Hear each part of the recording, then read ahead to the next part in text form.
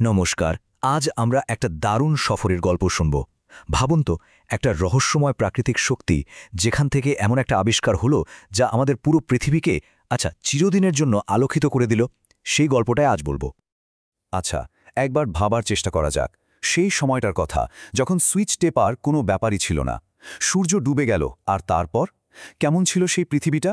চারদিকে শুধু ঘুটঘুটে অন্ধকার, আর ভরসা বলতে শুধু আগুনের টিমটিমে শেখা।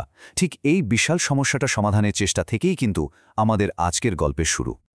তো এই অন্ধকার দূর করার প্রথম ধাপটা কি ছিল?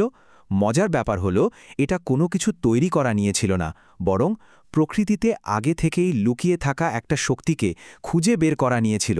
হ্যাঁ, বিদ্যুতের সবচেয়ে গুরুত্বপূর্ণ দিকটাই হলো, এটা কিন্তু কেউ তৈরি করেনি, মানুষ শুধু এটাকে চিনতে আর ব্যবহার করতে শিখেছে। ভাবা যায়, বিদ্যুৎ কিন্তু হাজার হাজার বছর ধরে আমাদের চোখের সামনেই ছিল। মানুষ এটাকে বানায়নি, খালি সময়ের সাথে সাথে এটাকে বুঝতে আর কন্ট্রোল করতে শিখেছে।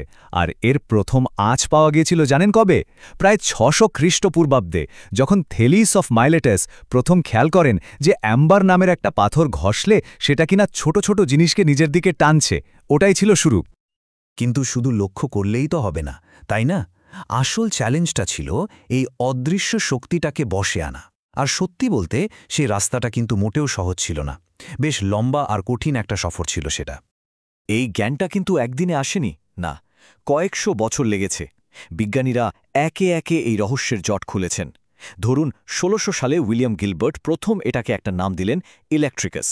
এরপর ১৭৫২ সালে বেঞ্জামিন ফ্র্যাঙ্কলিন তো কাঁপিয়ে দিলেন। তার সেই বিখ্যাত ঘড়ির পরীক্ষা দিয়ে প্রমাণ করে দিলেন যে আকাশের বাজও আসলে বিদ্যুৎ। এরপর ১৮০০ সালে ভোল্টা বানালেন প্রথম ব্যাটারি, আর ১৮৩০-এর দশকে মাইকেল ফ্যারাডে তৈরি করলেন প্রথম ইলেকট্রিক জেনারেটর।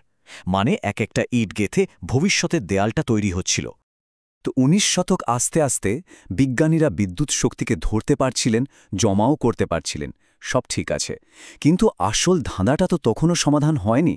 প্রশ্নটা ছিল, এই ভয়ঙ্কর অদৃশ্য শক্তিটাকে কিভাবে একটা নিরাপদ, ভরসা করার মতো আলোতে বদলানো যায়।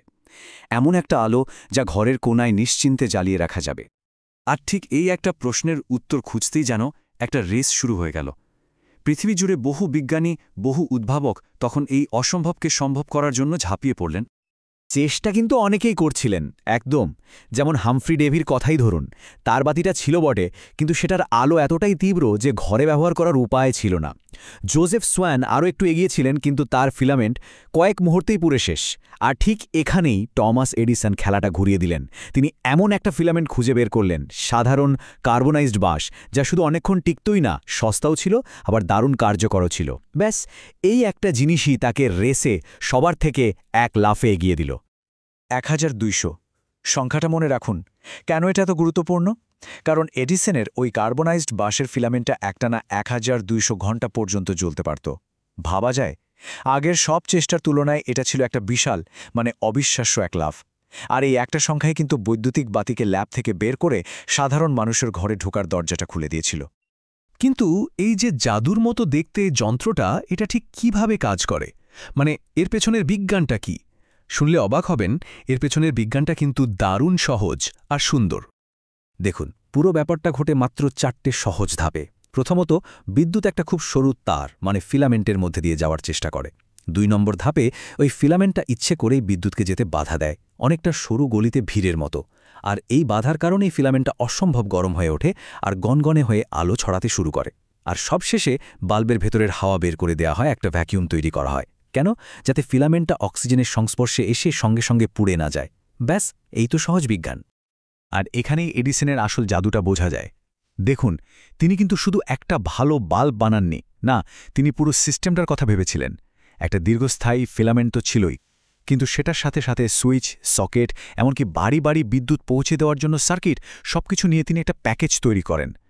তিনি শুধু আলো জ্বালাননি, তিনি আলো জ্বালানোর পুরো একটা পরিকাঠামো, একটা ইকোসিস্টেম তৈরি করে দিয়েছিলেন। ভাবুন একবার, ছোট্ট একটা বাল্ব, এই একটা মাত্র আবিষ্কার কিভাবে আমাদের গোটা সমাজ, আমাদের জীবনযাত্রাকে আমূল বদলে দিয়েছিল। এর প্রভাবটা ছিল আমাদের কল্পনারও অনেক বাইরে। এর প্রভাব ছিল বিশাল। দিনের আলো ফুরিয়ে গেলেও এখন কারখানা, অফিস সব চলতে থাকল। প্রোডাকশন বেড়ে গেল। খতরনাক মোমবাতি আর তেলের বাতির দিন শেষ হল, ফলে আগুন লাগার ভয়ও অনেক কমে গেল। রাতের রাস্তা আলোয় ভরে যাওয়ায় শহরগুলো আরও নিরাপদ হলো, আরও বড় হতে শুরু করল। আর সবচেয়ে বড় কথাটা কি জানেন? এই বিদ্যুতের ব্যবহারে কিন্তু আজকের দিনের সমস্ত আধুনিক প্রযুক্তির জন্ম দিয়েছে। যা কিছু আমরা আজ ব্যবহার করছি তার গোড়ায় কিন্তু ওই একটা বাল্ব। তো বৈদ্যুতিক আলো যদি বিশ্ব শতকের ভিত্তি হয়ে থাকে, তাহলে একটা প্রশ্ন কিন্তু থেকেই যায়। আজ আমাদের চারপাশে এমন কোন প্রযুক্তি তৈরি হচ্ছে যা হয়তো ভবিষ্যতের ২২ শতকের ভিত্তি হয়ে উঠবে? এই প্রশ্নটা রইল ভাবার জন্য। আজকের মতো এটুকুই। নমস্কার।